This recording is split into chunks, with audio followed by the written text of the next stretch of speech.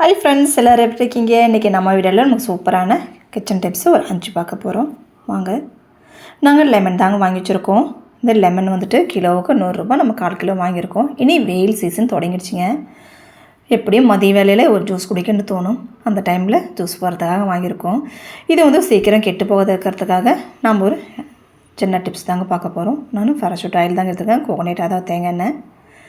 நம்ம சுத்தமாக கழுவி எடுத்துகிட்டு மேலே தண்ணியெல்லாம் துடைச்சிட்டு இது மேலே கொஞ்சமாக நம்ம தேங்காய் எண்ணெய் அப்ளை பண்ணி வைக்கும் போதும் ஒரு மாதம் வரைக்கும் கூட இது வந்து வாடி போகாதையும் கேடாதையும் அப்படியே இருக்குங்க. இதே போல் நான் வாங்கின காயெல்லாம் எண்ணெய்லாம் அப்ளை பண்ணி வைக்கும்போது தாங்க பார்த்தேன் ஒரு காய் எடுத்தது கொஞ்சமாக கேடாயிடுச்சு. சரி, என்ன பண்ணுறது, எடுத்தாச்சுங்கன்னு சொல்லிவிட்டு அதை தடவி வச்சு ஸ்டோர் பண்ணி வச்சாச்சுங்க. அடுத்து 2வது டிப்ஸ் என்னென்னா தக்காளி தாங்க. தக்காளியும் விலை அதிகமாக தான் இருக்குது. நாங்கள் ஒரு 1/2 கிலோ தக்காளி வாங்கினோம். இது எப்படியும் ஸ்டோர் ஒரு நாளைக்கு ஒன்று தான் யூஸ் பண்ணுவோம். இப்போ வந்து சீக்கிரம் கெட்டுடும், வாடி போயிடுங்க. இது வெளியவே வைக்கிறதுக்காக தாங்க டிப்ஸுங்க. ஒரு பவுலில் நான் தண்ணி எடுத்துகிட்டு தக்காளி சுத்தமாக கழுவிட்டு அதில் கொஞ்சமாக கல்லுப்பு 1 ஸ்பூன் சேர்த்துக்கிட்டுங்க. இது சேர்த்துட்டு நம்ம அப்படியே வைக்கும் போதும் ஒரு வாரம் ஃபுல்லாகவே ஒரு மாதம் வரைக்கும் கூட இதே மாதிரி நம்ம தண்ணி மாற்றி வைக்கும் போதும் வாரத்துக்கு ஒரு முறை தண்ணி மாற்றிக்காங்க. இது போல் நான் வச்சேன் ஒரு மாதம் வரைக்கும் கூட தக்காளி கிடாது அப்படியே இருக்கும், ஸ்டோர் பண்ணலாம். அடுத்து வாங்க, இது தம்பட்டங்காய் தாங்க. அதாவது பாம்பு அவரைக்கான்னு சொல்லுவாங்க. நீளமாக இருக்கும்.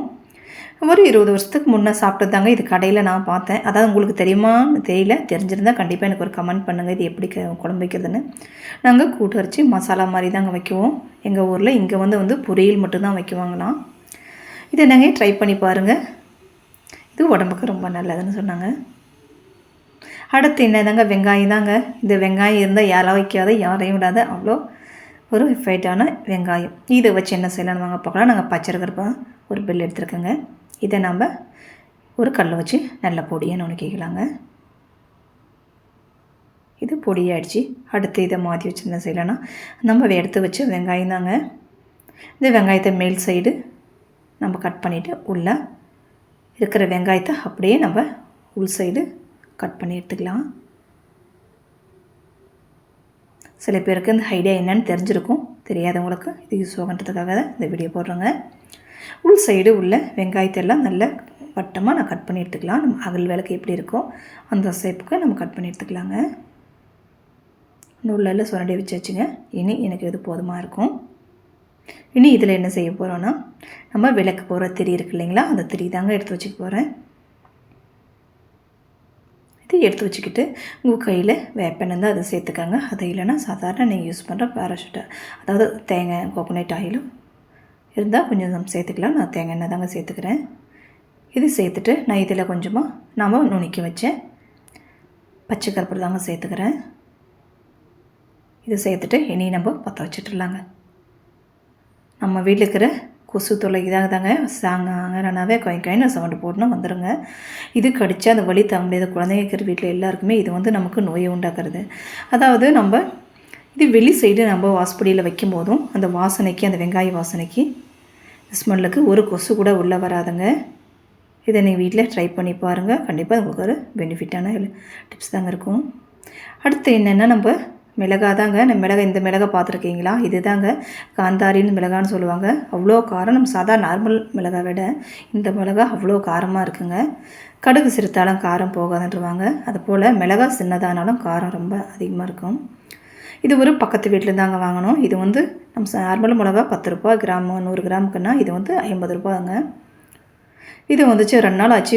இந்த காயிற வெயிலுக்கு சீக்கிரம் வாடி போச்சுங்க. காம்பு தான் வாடிடுச்சு. அதனால் இந்த மாதிரி தண்ணியில் போட்டு காம்பு மொத்தம் நம்ம கிள்ளி எடுத்துக்கலாங்க. கொஞ்சமாக கல்லுப்பு போட்டுக்கலாம் இதில் ஃபஸ்ட்டு. இந்த காம்பெல்லாம் கிள்ளி எடுத்துக்கிட்டு இதில் வந்து என்ன சேர்க்கணும், வினிகர் தாங்க கொஞ்சமாக சேர்க்க போகிறோம்.